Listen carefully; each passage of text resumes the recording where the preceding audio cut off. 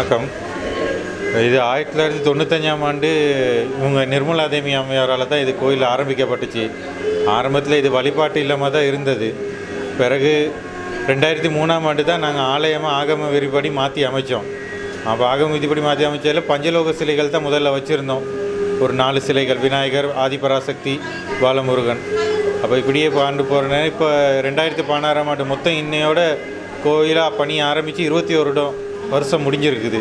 அப்போ அதனால் ஆலயத்தை ஃபுல்லாக உடைச்சி கருங்கல் சிலையாக ஸ்தாபிக்கிறது முடிவு பண்ணியிருக்கிறோம்.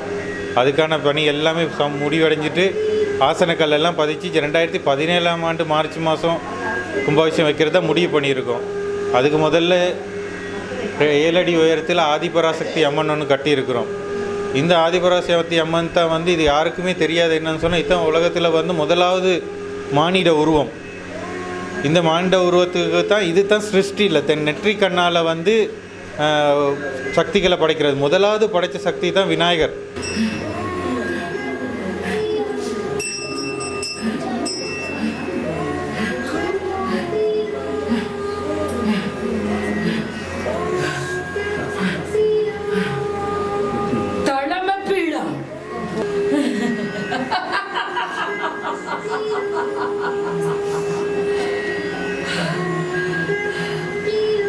பஞ்சபூதங்களாம் கொண்டு